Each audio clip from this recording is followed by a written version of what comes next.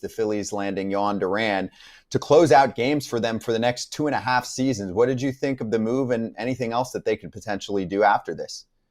Scott, it was classic Dave Dombrowski. He sees the best guy in the market. He says, I want the best guy in the market, and he gets the best guy in the market. And the return from the Twins' perspective, pretty good. Mick Abel could be a major league starter for them for quite some time. And the catcher is young, but he's considered one of the top 100 prospects in the game. So I got a text from a manager after that trade saying Dave Dombrowski, is the best in the game. And this is why. He does these things, and he makes moves to win World Series, and he's not messing around. Do you think that there will be anything else? It sounded like for his presser, he said he's done on the bullpen side because they also signed David Robertson recently. Do you think they could add a right-handed bat, maybe an outfielder there? It's really interesting, Scott, that the Mets and Phillies were kind of vying for relievers today. And of course, the Mets came up with Ryan Helsley, and they could be both vying for Luis Robert or other bats in the market right now. So that competition is going to continue. I expect them both to make additional moves. And I don't know if it's Luis Robert Jr. or not, but these teams, again, they see the prize. And I don't know that any of these clubs in the NL, the real contenders, the Cubs, the Mets, the Phillies, see the Dodgers as invincible. And that's why we're seeing them behave as they are. And I would add the Padres into that as well.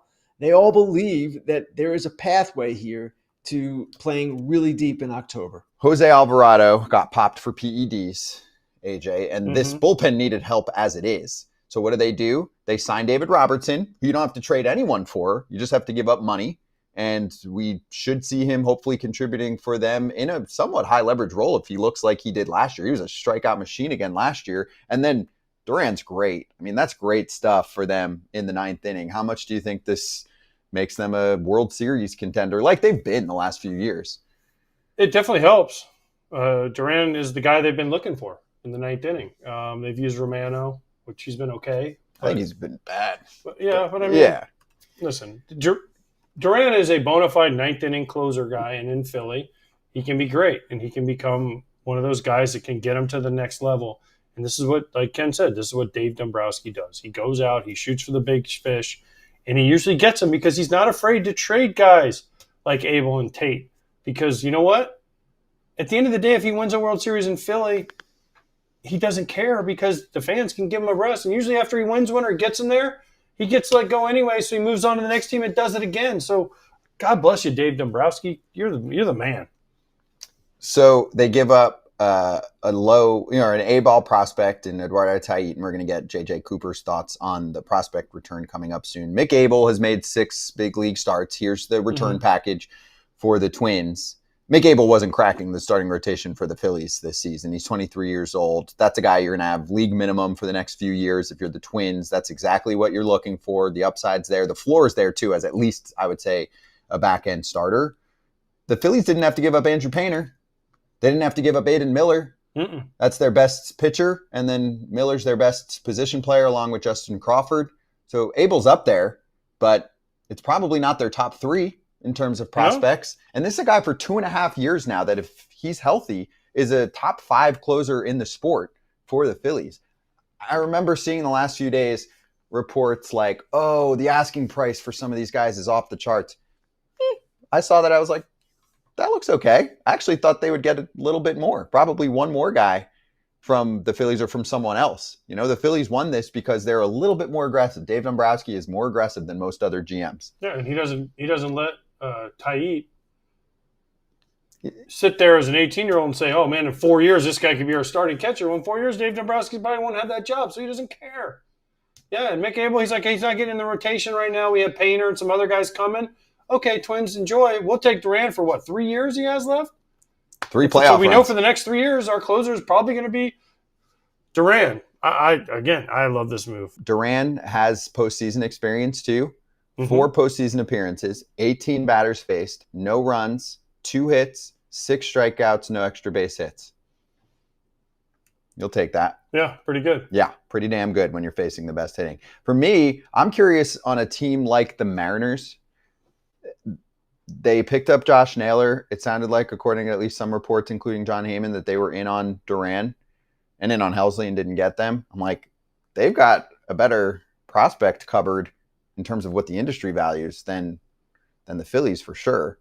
I'm like, I wonder what held them back. We'll find out at some point. Or do they get one of the other guys available, like a Bednar or Dennis Santana? Because you figure the Phillies are done on bullpen. So at least if you're competing for bullpen guys, you don't have to worry about competing against Dave Dombrowski at this point.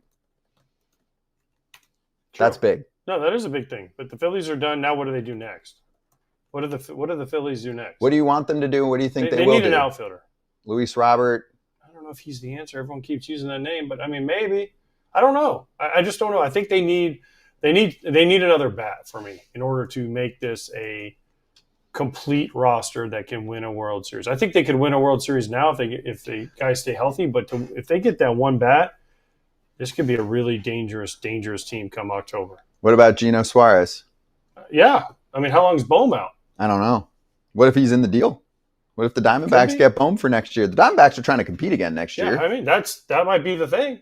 Bohm for Suarez and someone else. Other people in. Yeah, but that wouldn't be crazy. If I was the Phillies, I would think about that. And because then they have the might to resign him too. That's the thing. And Bohm's a free agent after next year. I think he's got about maybe $10 million. Okay. But would you rather have Gino Suarez come in or have Alec Bohm, who is a nice player, but I mean, if you're the Phillies, Suarez goes there and helps lead them to a World Series, you re-sign him. You don't have to worry about it. Right now, Gino, Suarez, of course, 100%. Yeah. And he came right back after, missing a day and looked pretty damn good to me. His last hit ever, or his last AB ever for the Diamondbacks, a double. Here's J.J. Cooper from Baseball America on the prospect return for the Twins, who are definitely in sell mode. And finally, a big difference from last year is that bigger name prospects are moving. We hadn't seen a top 100 prospect traded at the deadline since 2023. We hadn't seen a prospect this highly rated traded since the Juan Soto deal at the deadline in 2022. But Jhoan Duran is now a Philly. What did the Twins get back? Eduardo Tait is our number 50 prospect in the game. He is one of the best young power prospects behind the plate that you're going to see. It is massive raw power that he gets to in games pretty regularly. It's a big arm. There are questions about his ability to catch. He's going to have to keep working on that. That's the kind of the question that he's facing. But the offensive upside is pretty immense. And then Mick Abel, he was a top 100 prospect for us until we just updated our list and added the MLB draftees. He was in the 90s before that. Very nice bounce back season for him last year. Kind of was a big step back for him. But the first round pick from a few years ago kind of solidified everything this year, has reached the majors. I expect that he's probably going to go into that rather depleted Twins rotation right away. Could be a mid-rotation starter if everything breaks right. So high price was paid. Jhoan Duran's really good. Number of prospects they got back for the Twins are going to go right to the top of the list of prospects we've seen traded at the deadline in recent years. Kratz, Duran's got a 2.01 ERA. He's given up one home run the entire year. How excited should Philly fans be about this move, along with them picking up David Robertson a week and a half ago?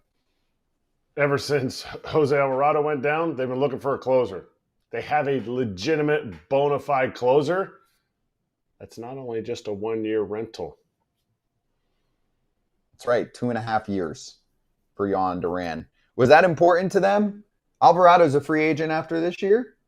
He had an option that at the beginning of the year looked like they were going to pick it up. I think it wasn't very much, but now that he's a juicer, Jim Bowden even said it, I wouldn't bring the guy back.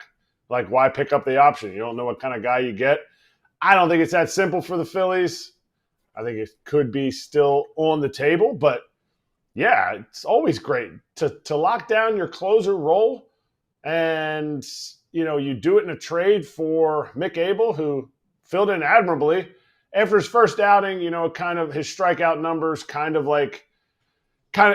came back to the mean a little bit. He's not going to be that monster strikeout starter, but it seems like he can be, like JJ said, more like a 3 in a rotation. I think might be his ceiling. And they never even had to touch Andrew Painter, so who they feel could be a 1 or a 2 in a rotation. Yeah, good work by them on that front. And also, just a reminder, Jose Alvarado is going to come back, but he can't pitch in the postseason. That's why getting someone like this was so important too for the Phillies, and this helps to solidify the bullpen. Last one here on the Phils, and then we'll transition to the Mets. Kratz, anything else left for the gunslinger, Dave Dombrowski? He said he's done on the bullpen front. You got 2 things left?